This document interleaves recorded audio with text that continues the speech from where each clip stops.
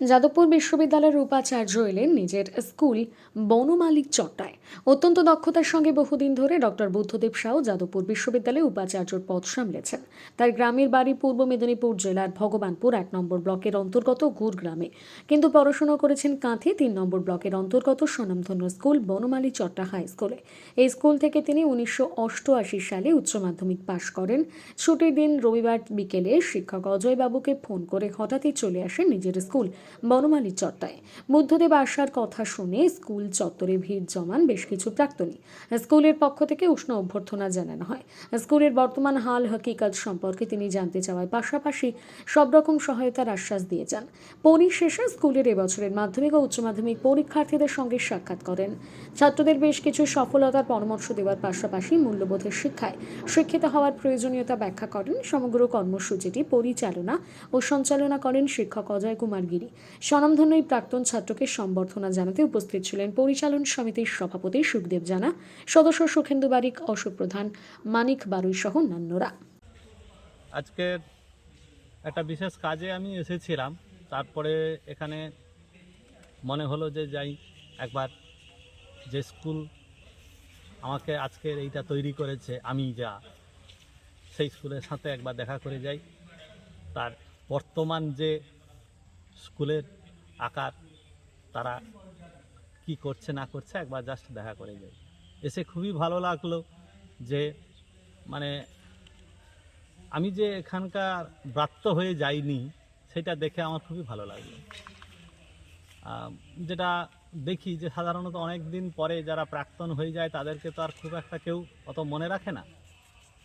তো এখানে যে পরিমাণ আমাকে যে উষ্ণ মানে সাদর সম্ভাষণ, তার উষ্ণতা দেখে সত্যি আমার খুব ভালো লাগছে।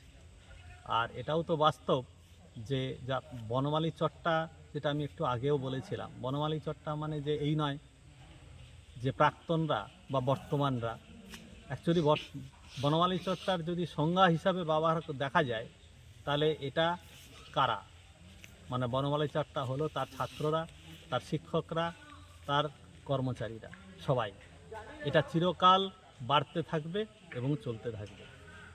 আর এখানে সবথেকে যেটা আমি অজয়ের সাথে যোগাযোগ থাকে, তো সেই জন্যে অজয়কেও একটা বিশেষ আমার ধন্যবাদ যে এই যে জিনিসটা এখন চালিয়ে যাচ্ছে, মানে স্কুল অন্ত প্রাণ, যেটা পীতাম্বর দাসের কাছে দেখেছিলাম তখনকার দিনের আমাদের স্যারেদের নামে, যার নামে আজকের স্কুলটা এত বেশি মানে পরিচিত। তিনি যেরকমভাবে স্কুল অন্ত প্রাণ, তারপরে হৃষিকেশ বাবু, আমার নাম মনে পড়ে অজিত বাবু, তারপরে বর্তমান দেখছি যে অজয় যেভাবে সবসময় একটা লেগে রেখেছে, এইটা যদি বাকি সবাই হয় তাহলে আমারও মনে হয় যে ঠিক যেমনটা ছিল বনমালী চট্টা সেটা চলবে এবং আরও বাড়তে থাকবে, আরও বাড়তে থাকবে। আর সেই শুভকামনা আমার রইল। আর তোমাদেরকেও বলি যে তোমরা সবাই এক হয়ে বাঁচো, কেননা এক না হলে তারপরে আর কিছুই নেই, সেটা হলো জিরো। সুতরাং আইদার এক না হলে জিরো, সুতরাং একের মাঝখানে আর কিছু হয়। তো সবাই এক হয়ে বাঁচো, সবাই খেলে সবাই খাবে, না হলে কেউ খাবে না। আর এই যদি প্রতিশ্রুতি থাকে তোমাদের, তাহলে সবাই খাবে, কেউ খেতে পাবে না, এটা হয় না। ভালোভাবে বাঁচতে হবে, এটাই আমাদের লক্ষ্য, আর সেটাই আমাদের শিক্ষা। পদমর্যাদায় তিনি যাদবপুর বিশ্ববিদ্যালয়ের সম্মানীয় উপাচার্য হলেও আমাদের কাছে বুদ্ধদা। তো তিনি ডক্টর বুদ্ধদেব সাউ আজ আমাদের মাতৃসমা বনমালী চট্টা হাই স্কুলে তিনি এসেছিলেন।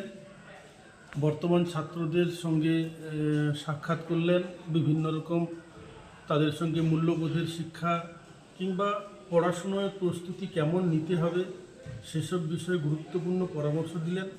তেমনই স্কুলের বিভিন্ন বিষয়ের খোঁজ খবর তিনি করেন এবং সেই পুরনো দিনের এই হোস্টেলে থাকার সময় বিভিন্ন অভিজ্ঞতাগুলো তিনি স্মৃতিচারণ করলেন। আমাদের ভীষণ ভালো লাগলো। আমরা আবার ওনাকে আমাদের মাতৃসমা বিদ্যালয়ে পুনরায় আসার আমন্ত্রণ জানিয়েছি। আমি অজয় কুমার গিরি, এই স্কুলেরই পদার্থবিদ্যার শিক্ষক।